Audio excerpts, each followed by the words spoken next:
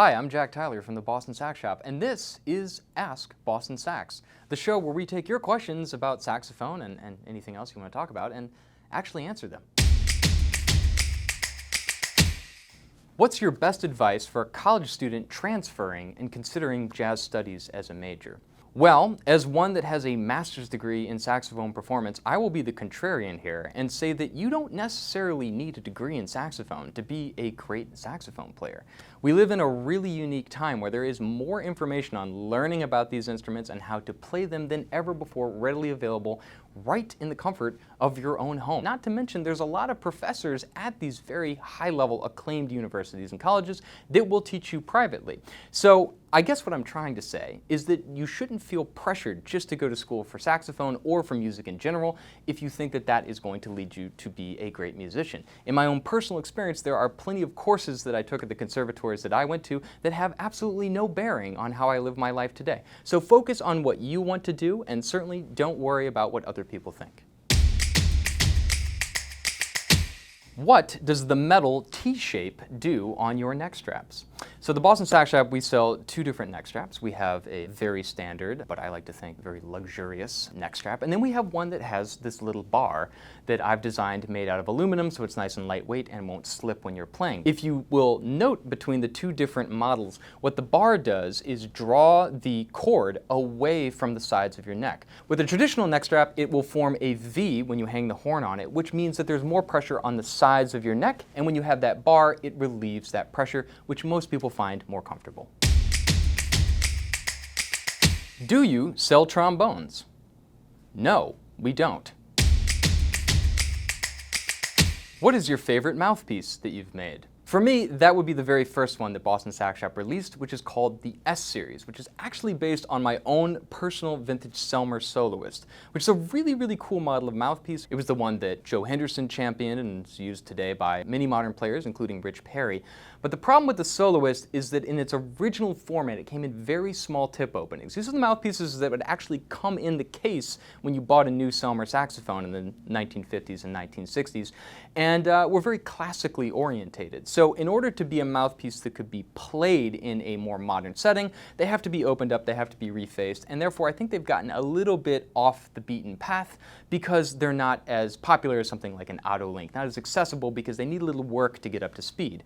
So for me, I wanted to create a modern interpretation of this mouthpiece that would have all those qualities that the Selmer Soloist does, which is very different than a large chamber mouthpiece like an Auto Link. Much more focused, much more homogeny and evenness across the registers, and that's what the S Series is. I'm struggling to play the low notes on my saxophone. How do I fix this? Well, let's take a step back and think about all the different variables that could be happening to your saxophone and break it down so the next time you take it to your repair technician, you can rule out exactly what the problem is. 99% of the time when a saxophone player is having trouble with their low notes, it's because something is going on with the G-sharp regulation screw. This is the one screw that holds down the G-sharp key when you articulate the bell keys. So if that screw is not tight enough, it will vent, and therefore you're going to get a gurgle, or the notes are just going to be really stuffy and not come out. So that's the first thing to check. The way to do that is by playing a low C on your saxophone, and then after you hit that note, articulate the G-sharp key. If you feel the note change, that means that that screw needs to be tightened up. Other issues that could be going on with your horn are just general leaks across the instrument, because of course when you get to the bottom of the horn, you've sealed everything off at the top, and any little leaks are going to compound into one big one, making those notes harder to play. Additional issues beyond that would be if the back tension on the keys that are held against the body are blowing open because they don't have enough tension on the springs, so that's something to check. Or there could be an additional issue with neck fit or the solder joints on the instrument, but most likely it's that G-sharp screw. Hey Jack, I bought a used saxophone. There's a bunch of green condensation on the horn all over. How can I clean it off? Well, first off, that's disgusting.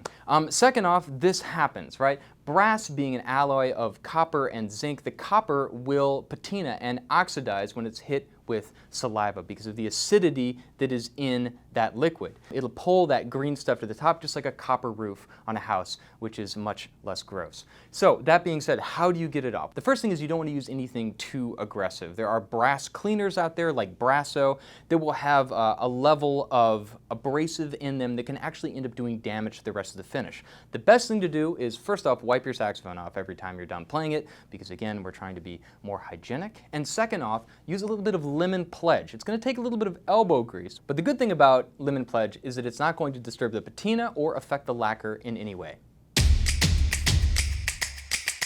Hey Boston Sax Shop, what's the best way to keep pads from sticking when I play? I swab religiously and also brush my teeth and rinse my mouth before playing, but it's still a problem.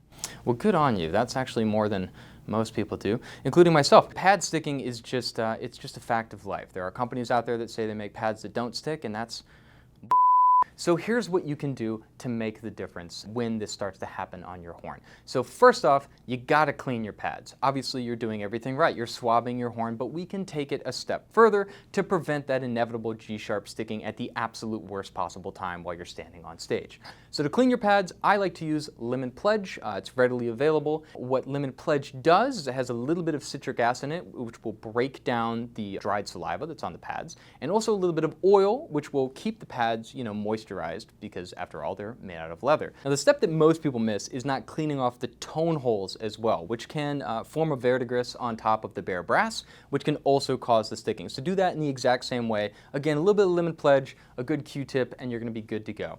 Now, the last step is actually powder paper, which is a product made by a company called Yamaha. I like to use this. It leaves a little bit of a film on top of the pad that reduces sticking. Now, this is not a perfect system. I'm not saying your pads are not going to stick, but if you're doing everything that I just suggested, not only are you going to prevent the pads from sticking most of the time, but you're also going to increase the longevity of the pads themselves.